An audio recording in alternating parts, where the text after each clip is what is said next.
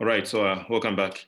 Now, my few remarks on what we have done so far is that I think you have noticed just how complex literature is.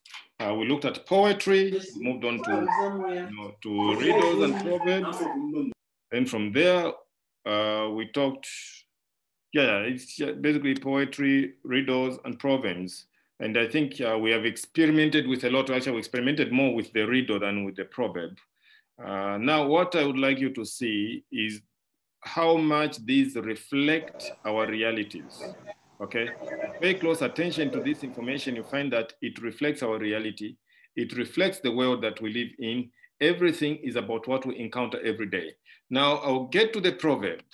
I remember discussing the proverb with a colleague when we had a meeting on intangible cultural heritage. His argument was that the proverb is not really meant to teach behavior. The proverb is not meant for that. Instead, it is a library of some sort. So the proverb, according to his argument, is meant to share information in such a way that it cannot easily be comprehended. It is a way of storing scientific information, all right? It's meant to store scientific information. So when you pay close attention to it, you will find something in it. You will find something that probably no one has said. So our people use proverbs to store information.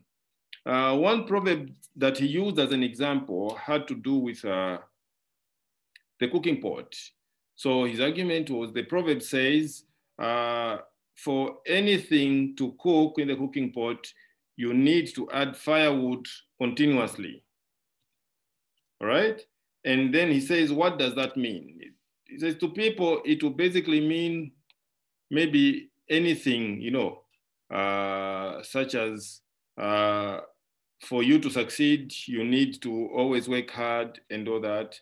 But then he says that when you pay close attention to it, you realize that the proverb, that particular proverb actually says a lot more than that.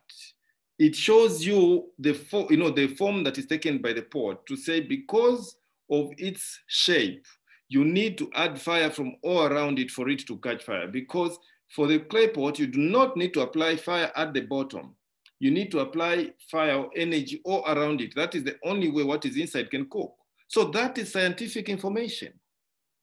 That is science. So as much as we have agreed here that the riddle is there to teach behavior, to explain behavior, to do that, to justify, decisions that are made by people, there's a lot more to it than just that.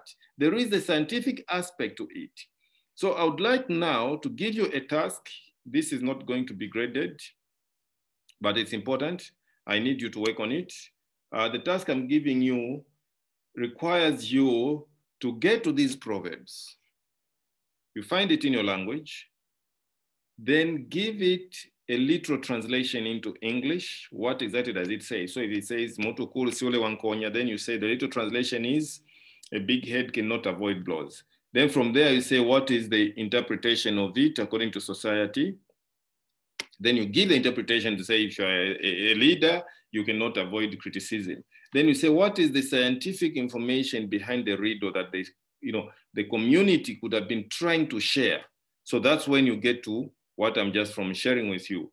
Try to see the information that is behind that. What is it that our people could have been sharing through these proverbs? I do not want you to believe that science is only that which we have learned from Europeans. No, we've always had science, and much of what Europeans talk about still comes from us as Africans. But they will not acknowledge that. They'll always make us feel as though they have it all. Great, so that is where I would like us to leave it, because I think I also need some rest. I've done a lot of talking, so I need to get some rest. So this time now, I'll ask you to make your final comments. Whoever has a comment, that will be the final comment. Then we'll get to WhatsApp, where we are going to discuss from. Comments from the floor.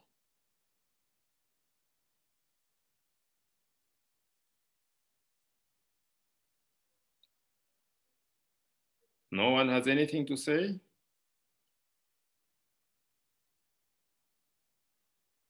All right, so I'll assume that we are okay. Okay, Annie, you would like to say something. Please go ahead, Annie. It's it's concerning the music you are playing in the background. Who's the artist? That is PK Chishala. Okay. Yes, yes, sir. It's really interesting. I would Yes, love to have a copy. that one is talking about exactly what we are discussing.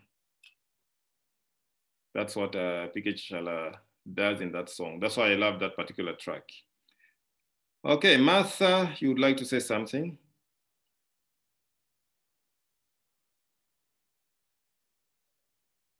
Yes, sir. I wanted to find out. I think what we've looked at is introduction in literature, and also we've tackled a lot of things under that. I just wanted to find out when you'll be setting the exam, how are you going to, or maybe let me talk about the test first. Are you going to give us a test based only on what we've covered with you, or we still have to go on and look at other things? Okay, in the first place, I don't want you to be thinking about exams. They're not necessary, they're not important. You did not come for exams, you came to learn. So even if you fail an exam, if you understood the concepts, I don't have problems with that. That's why personally, I hate examining students. I hate giving you those tests. But I like it when you're able to interrogate what we're discussing in class. You're able to ask questions, share your views, say what you think about whatever we're talking about. I love that because that's what I want from you. But for exams, we are going to examine you on everything that you have learned. So that's how we do it. So that's why you need a copy of the course outline. I hope you received a copy. Get a copy of the course outline, study it, and know what is contained within that course outline. Then you can work with the course outline. So that is going to help you. I hope I've answered your question. Okay, thank you, sir. Okay, any other?